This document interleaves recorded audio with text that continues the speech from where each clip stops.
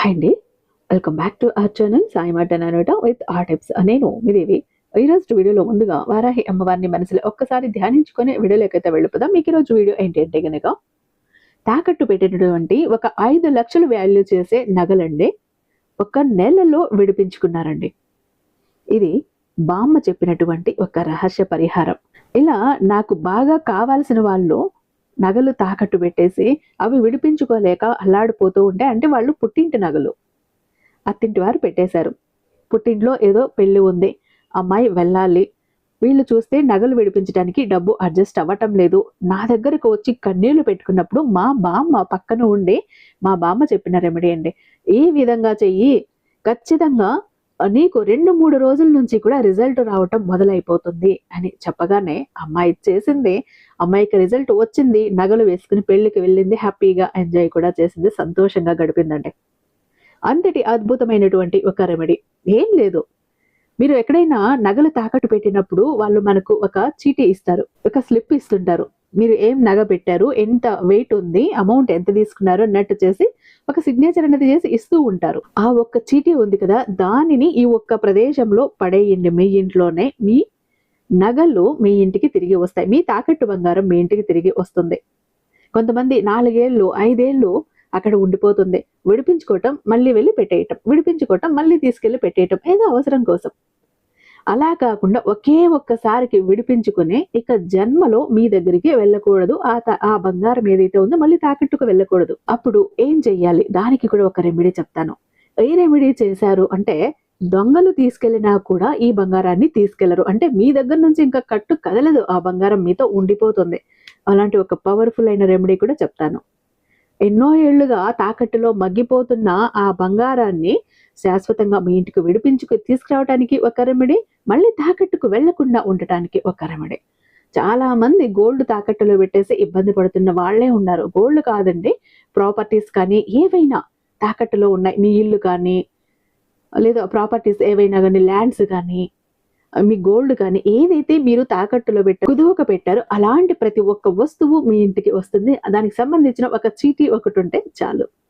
ఏం చెయ్యాలి, ఏ రోజు చెయ్యాలి, ఖచ్చితంగా తెలుసుకుందాం. వీడియోని ఎక్కడ స్కిప్ చేయకుండా, మిస్ చేయకుండా చివరి దాకా చూడండి. వీడియో నచ్చినట్టయితే మీ ఫ్రెండ్స్ కి, ఫ్యామిలీ మెంబర్స్ కి తప్పకుండా షేర్ చేయండి. ఇక ఎంతో నమ్మకమైన గురువు గారండి, శ్రీ వారాహి అమ్మవారి జ్యోతిష్యాలయం, వారాహి అమ్మవారి ఉపాసకులైనటువంటి గురూజీ సిద్ధాంతి సుబ్రహ్మణ్యరాజు గారు, నెంబర్ 1 వశీకరణ స్పెషలిస్ట్. వీరి మొబైల్ నెంబర్ 7386242425. మీకు ఎలాంటి ప్రాబ్లమ్స్ ఉన్న ఫోను ద్వారా వివరిస్తే చాలు, పూజల ద్వారానే ఆ కష్టాల నుంచి మిమ్మల్ని బయటపడేస్తారు. అది కూడా అతి తక్కువ సమయంలో. ఎలాంటి ప్రాబ్లమ్స్ ఉన్నా నిర్మోహమాటంగా కాంటాక్ట్ అవ్వచ్చు. కొన్ని ప్రాబ్లమ్స్ ఎలా ఉంటాయంటే, ఇంట్లో వాళ్ళకు చెప్పుకోలేరు, ఫ్రెండ్స్తో చెప్పుకోలేరు, కన్నవారికి, కట్టుకున్న వారికి, కడుపున పుట్టిన బిడ్డలకి, తోబుటోళ్ళకి కూడా చెప్పుకోలేని సమస్యలు కొన్ని అల్లాడించేస్తుంటాయి. కొన్ని ఇంట్లో తెలిసి ప్రాబ్లమ్స్ వస్తే అదొక విధంగా అందరూ కలిసి కట్టుగా దాన్ని పరిష్కరించుకోవచ్చు. కానీ వీళ్ళు ఇంట్లో వాళ్ళకు తెలియకుండా వీళ్ళ చేతులరా కొన్ని తప్పుల వల్ల కొన్ని కష్టాల్లో కూరుకుపోయి ఉంటారు. వాటి నుంచి బయటపడాలి, దిక్కు తోచట్లేదు. అలాంటప్పుడు ఒక్కసారి గురువు గారికి కాల్ చేయండి. ఖచ్చితంగా అలాంటి ప్రతి ఒక్క ప్రాబ్లం నుంచి మిమ్మల్ని బయటపడేస్తారు. ప్రేమ, పెళ్లి, ఉద్యోగం, రాజకీయం, విదేశీ ప్రయాణం, ధనం నిలకడగా లేకపోవటం, భార్యాభర్తల మధ్య గొడవలు, ఆస్తి తగాదాలు, అప్పుల బాధలు, స్త్రీ పురుషులకు ఎటువంటి గుప్త సమస్యలున్నా నెంబర్ 1 వశీకరణ స్పెషలిస్ట్. మీ మీద, మీ ఇంటి మీద చెడు ప్రయోగం జరిగి ఉన్నా, నరదృష్టి, నరఘోష, సంతాన సమస్యలు, మానసిక సమస్యలు, గుప్త సమస్యలు, భార్యాభర్తల మధ్య, లవర్స్ మధ్య అనుమానాలు, అపార్థాలున్నా, థర్డ్ పర్సన్ అయినా, అత్త కొడల మధ్య సఖ్యత లేకపోయిన ప్రతి ప్రాబ్లం కి కూడా చక్కటి సొల్యూషన్ ఇస్తున్నారండి. ముఖ్యంగా భార్యాభర్తల మధ్య, లవర్స్ మధ్య అలాంటి గొడవలు ఉన్నా, కలహాలు ఉన్నా అవన్నీ తొలగించి ఒకటి చేస్తున్నారు. ఒకసారి స్క్రీన్ మీద ఉన్నటువంటి నెంబర్కి కాల్ చేయండి.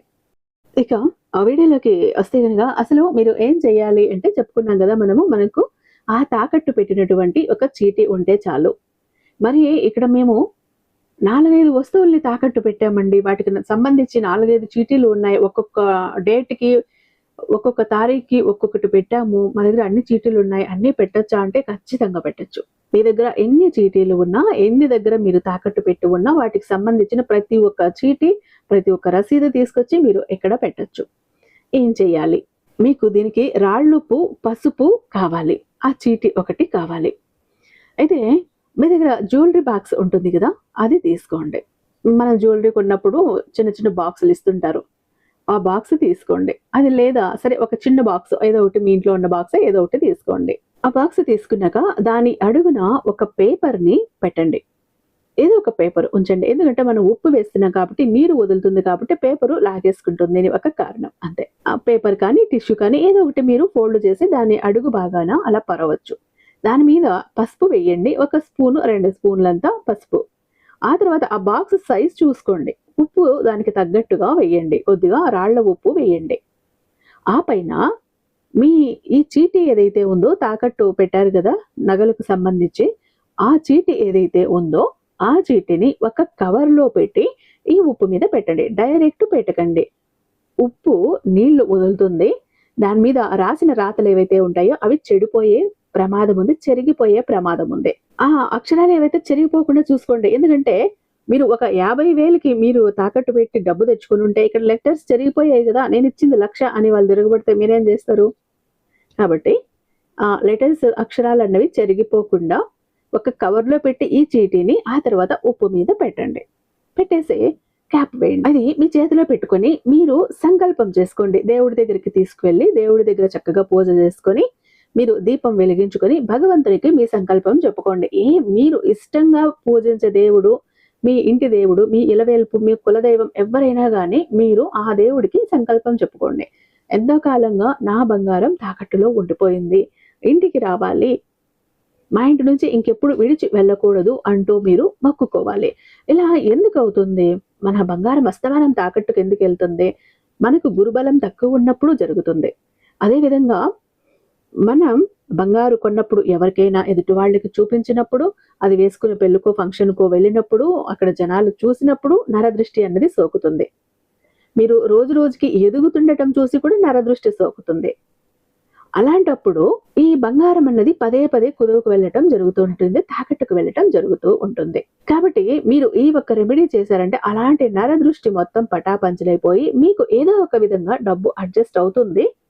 మీరు నగలు విడిపించుకుంటారు. ఇక్కడ నేను చెప్పాను కదా! ఒక అమ్మాయి నాకు తెలిసిన అమ్మాయి అని. వాళ్ళ అత్తగారికి రావాల్సిన అమౌంట్ అది ఎంతో కాలం పెండింగ్‌లో ఉండిపోయిన అమౌంట్ చేతికి అందగానే వాళ్ళు తీసుకొచ్చి ఈ నగలు విడిపించుకున్నారు.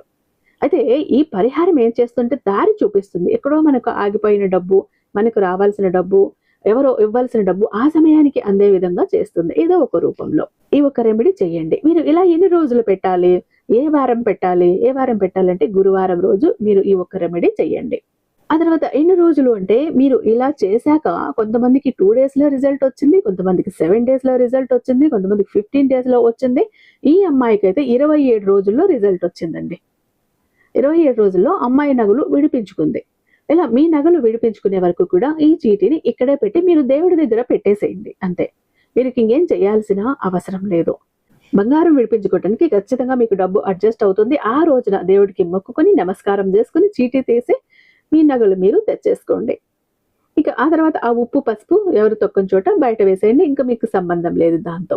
అయితే ఇంక మీరు బంగారం విడిపించుకున్నారు. మరి వచ్చిన బంగారం మళ్ళీ తాకట్టుకు వెళ్ళకుండా ఉండాలంటే రాగానే ముందు దాన్ని చక్కగా కడిగేయండి. ఆ తర్వాత ఒక బౌల్‌లో కల్లుప్పు వేయండి. కల్లుప్పులో ఒక రోజంతా కూడా పెట్టేసేయండి దాన్ని. లేదా మినిమమ్ 1 అవర్ అయినా పెట్టండి దాన్ని. కల్లుప్పు మీద పెట్టేయండి. ఎక్కడెక్కడో తిరిగి వచ్చింది నెగెటివ్ ఎనర్జీ ప్రతి ఒక్కటి కూడా దాన్ని సోకి ఉంటాయి. మళ్ళీ అది తాకట్టుకు వెళ్ళకూడదు అంటే ఉప్పులో అలా కాసేపు పెట్టేయండి. దాంట్లో ఉన్న నెగెటివ్ ఎనర్జీ మొత్తం కూడా ఉప్పు లాగేసుకుంటుంది.